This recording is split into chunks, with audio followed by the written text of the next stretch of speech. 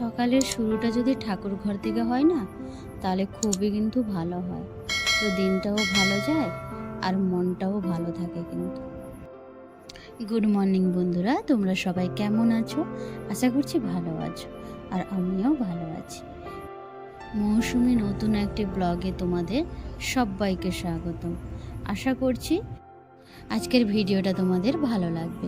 তো সকালেই ঠাকুর পুজো শেষ করে নিয়েছি, তারপরে আমি ডিম সেদ্ধ আর পাউরুটিটা সেঁকে নিয়েছি, আর এদিকে চাটা বসিয়েছি কারণ পাউরুটিটা শুকনো খেতে পারবো না, তাই চায়ে একটু ডুবিয়ে ডুবিয়ে খাবো, তাই চাটা একটু বসিয়েছি। আর ডিম সিদ্ধ একটা বসিয়েছি। তো আজকে না মানে কি খাবো, ওই সকালে বলি না কি খাবো ওই রকম, আর একই খাবার সবসময় তো ভালো লাগে না। তো সেই জন্য একটু চা করলাম আর ডিম সেদ্ধ আর ওই পাউরুটিটা সেঁকে নিয়েছি, 4 পিস আটার পাউরুটি সেঁকে নিয়েছি। আর সবসময় ওই মুড়ি টুড়ি খেতে ভালোও লাগে না। তো আর ও তো আজকে না সত্যি কথা বলতে অনেকটা দেরি হয়ে গেছে উঠতে, মানে ওরও দেরি হয়েছে অফিসে যাওয়ার জন্য। তাড়াহুড়া করে একটু ছাতুর শরবত করে দিয়েছি, ও খেয়ে চলে গেছে।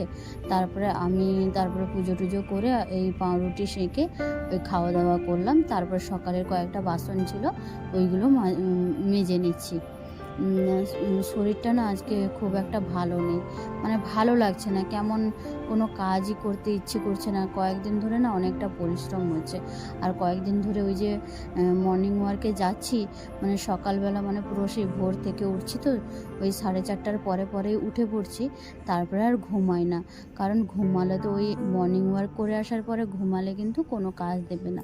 ওই জন্য না ঘুমিয়ে ঘরের যে বাকি টুকিটাকি যে কাজগুলো আছে ওইগুলো করে নিই। তো সারা দিনটা আর দুপুরেও ঘুমানো হয় না, বিকেলবেলা করে একটু ওইদিকে ঘুরতে যাই, কারণ সবসময় ঘরে বসে থাকে ওই সারা সপ্তাহটা। ওর ছুটি থাকলে ওই সামনের দিকে একটু ওই গ্রামের ভিতরের দিকে একটু ঘুরতে যাই, কারণ একা থাকলে তো কোনো সময় কোথাও যাওয়া হয় না। আর একা থাকলেও কোথায় যাব, আমি কোথাও চিনি না জানি না রাস্তাঘাট।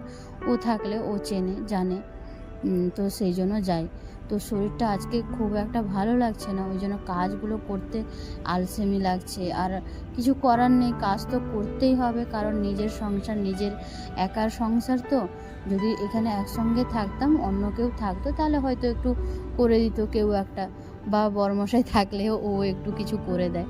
তো সকালের যে বাসনগুলো ছিল ওইগুলো ধুয়ে নিয়েছি, তারপরে মাছটা আগে বের করে রেখে দিলাম জলে ডুবিয়ে। এই দেখো, এই যে ধনে পাতাগুলো যে আমি যে লাগিয়েছিলাম ওইগুলো ওই ছোট ছোট হয়েছে দেখছি, কয়েকটা মানে ছোট ছোট পাতাগুলো মানে হলুদ পড়ে যাচ্ছে, সেই জন্য আমি তুলে এনেছি। একটা টবে লাগিয়েছিলাম, ওই টবটা তুলে এনেছি, আর বাকি একটা ইয়ে আছে ওইটাতে তুলে আনবো। তো দেখো, ওই যে কালকে যে ঘুরতে গেছিলাম না, ওই যে পেঁপের বাগানের ভিতরে ঢুকেছিলাম, ওই পেঁপের বাগানে হঠাৎ করে দেখলাম ওই গিমে শাক হয়েছে। গিমা শাক নিয়ে এসে মানে দেখেই প্রথমে আমি মানে ভাবতেই পারিনি যে গিমা শাক হয়েছে, আমি ভাবলাম হয়তো অন্য কিছু। ও বাবা, তাই দেখি, তারপরে দেখি একটা হয়েছে, তারপরে দেখি আরও একটা হয়েছে, মানে বিশ্বাসই করতে পারছি না। আমি তো দেখেই অবাক যে এখানে গিমা শাক খুঁজে পাবো আমি। তো কোনো মতে আমি বড়মশাইকে দেখালাম, তারপরে একটু তুলে আনলাম, আর অনেকটাই তুলে এনেছি কিন্তু। আর গিমা শাক, এই যে কচি কচি গিমা শাক একটু ঘন্ট করব। এর মাঝে না ও ফোন করলো, আমি জিজ্ঞাসা করলাম যে গিমাটা তুমি ভাজা খাবে, মানে আলু বেগুন দিয়ে ভাজা খাবে নাকি চচ্চড়ি খাবে? ও বললো তুমি যেরকম করো ওই চচ্চড়ি আলু বেগুন দিয়ে একটু মাখা মাখা ওই রকমই করবে। আমি বললাম ঠিক আছে, তাহলে ওইটাই করব। আর দেখো, আজকে ওই সাউথ ইন্ডিয়ান স্টাইলে একটু মাছের ঝোল রান্না করব। মানে ওদের তো মানে এদের যে তেলেগুতে মানে মাছের তরকারিটা মানে সব তরকারিটাই আলাদা। তো ওদের যে মাছের যে তরকারিটা আমার খুব ভালো লেগেছে, মানে আন্টিও দিয়েছে অনেকবার খেতে, আর আমিও না এর আগে দুবার রান্না করেছিলাম ঘরে। খুব ভালো লেগেছিলো খেতে, মানে আমার মতে আমার ভালো লেগেছিলো। আর কার কি কেমন লাগে আমি জানি না। তো আমরা তো বাঙালি, যেহেতু বাঙালি রান্না সবসময় খাচ্ছি, তো একটু মানে উল্টে পাল্টে রান্না করলে কিন্তু ভালো লাগে খেতে। তো এরা যেরকম মাছের তরকারি রান্না করে ওই পদ্ধতিতে মাছের তরকারিটা করছি। আগে প্রথমে শুকনো কড়াতে আমি ওই মেথি আর সর্ষে, কালো সর্ষে আর জিরে ভেজে গুঁড়ো করে নিয়েছি। ওইটা কিন্তু আসল মানে মশলাটা লাস্টে দেওয়া হয়। আর সাদা তেলটা গরম হতে ফোড়নে দিয়েছি কালো সর্ষে, জিরে, মেথি ফোড়নে, আর মেথি পাতা বলছি, কারি পাতা দিয়েছি। আর পেঁয়াজ দিয়ে দিয়েছি, পেঁয়াজ কুচি, আদা রসুন বাটা, হলুদ নুন একটু দিয়ে কষিয়ে নিয়েছি। তারপরে কুচি কুচি করেছিলাম টমেটো, ওই টমেটো কুচিও দিয়ে দিয়েছি। তারপরে একটু লঙ্কা গুঁড়ো দিয়ে দেবো। লঙ্কা গুঁড়ো দিয়ে ভালো করে কষিয়ে তেঁতুলের যে জল করে রেখেছি ওই তেঁতুলের জলটা দেবো। মানে টক ঝাল মিষ্টি এইরকম, মানে মিষ্টি নয়, টক ঝাল হয় আর কি, খেতে কিন্তু ভালো লাগে। আর ওরা কিন্তু আলু দেয় না। আমরা যেহেতু বাঙালি, একটু ঝোল তরকারিতে বা একটু ঝাল ঝোল টক ওই সবজি দিয়ে না হলে যেরকম হয় না আর কি, মানে সব পদ্ধতিতে একই করছি, শুধু একটু আলু দিয়েছি। আলু দিলে একটু ঝোলে যেরকম খেতে ভালো লাগে ওই জন্য দিয়েছি।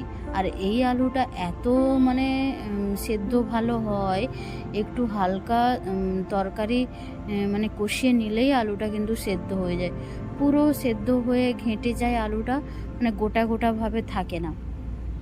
তো তেঁতুল জলটা দিয়ে দিচ্ছি, আর একটু এমনি জলটাও দিয়ে দিচ্ছি, কারণ আলুটা সেদ্ধ হবে একটু। আর কাঁচা মাছ যেহেতু, এই যে মাছের তরকারিটা, এটা কিন্তু মাছ ভাজা হয় না, মানে নুন হলুদ আর একটু লেবুর রস দিয়ে মাখিয়ে অনেকক্ষণ একটু রেখে দিতে, মানে আধ ঘন্টা মতন। তারপরে মানে ওই ফুটন্ত তরকারিতে মাছটা দিয়ে একটু ঢাকা চাপা দিয়ে দিলে তো রান্নাটা হয়ে যায়। তো আমার রান্নাটা কিন্তু কমপ্লিট হয়ে গেছে, মানে একটু মাখা মাখা থাকবে। তারপরে নামানোর আগে ওই যে মশলার গুঁড়োটা করে রেখেছিলাম, ওই ভাজা মশলার গুঁড়োটা দিয়ে দেব। তো ওটা দিয়েই নামিয়ে নেব। মাছ কিন্তু মানে তরকারিটা কিন্তু খুব ভালো হয় কিন্তু খেতে কিন্তু। তারপরে দেখো এখানে ওই গিমা শাক রান্না করব, যে আলু বেগুন কেটে পেঁয়াজ লঙ্কা দিয়ে রান্নাটা করেছি, আর গিমা শাকটা কিন্তু দিয়ে দিয়েছি। ওই তরকারিটা হয়ে আসবে তারপরেই কিন্তু দিয়ে দিয়েছি। এই দেখো গিমা শাকও রান্না হয়ে গেছে। আর এদিকে তরকারিটা আমি ঢেলে নেব, ওই ঝোল তরকারিটা ঢেলে নেব। তো দেখো তরকারিটা মানে দেখতেও যেরকম ভালো লাগছে, আর খেতেও কিন্তু টেস্টি হবেই হবে, কারণ এর আগে তো দুবার রান্না করে খেয়েছি। ওটা না আলু দিইনি আমি, এইটাতে কিন্তু আলু দিয়েছি। এর আগে যে দুবার রান্না করেছি এমনি জাস্ট মানে পুরো একদমই কষা কষা টাইপের, ওই মাখা মাখা গা মাখা মতন ওই রকম রান্না করেছিলাম। আর এদিকে গিমা শাক তরকারিটা হয়ে গেছে, এবার একটু নাড়াচাড়া করেই মানে নামিয়ে নেব আর কি। আর গিমা শাক রান্না করার পরে ওই হয়ে এলে মানে যখন নামানো হবে সেই সময়টা, তার আগে একটু কাঁচা সর্ষের তেল দিয়ে দিলে ভালো লাগে খেতে। যেরকম টক নামানোর আগে যেরকম টক হয়ে যাবে, তারপরে নামানোর আগে বা নামিয়ে দেওয়ার পরেও ওই গরম তরকারিতে একটু কাঁচা তেল দিয়ে দিলে খেতে কিন্তু খুব ভালো লাগে। তো আমার রান্নাবান্না কমপ্লিট হয়ে গেছে, এই যে খাবারটা বেড়ে নিচ্ছি। আর আজকে তো একাই খেতে হবে, আর আজকে না একটু মনটাও খারাপ লাগছিল, যেহেতু ও 3 দিন ধরে ছিল। দুপুর খাওয়ার সময় বা সকালে রাত্রে একসঙ্গে, রাত্রে তো একসঙ্গে খাই, এই দুপুরে সকালেটা, তো সেই জন্য একটু মন খারাপ লাগছিল। তো আর কিছু করার নেই, ওর ডিউটি তো ওকে করতেই হবে। আর তাহলে আজকের মতন ভিডিওটা আমি এখানেই শেষ করছি। দেখা হবে পরের একটি নতুন কোনো ভিডিওতে। ভালো থেকো, সুস্থ থেকো সবাই।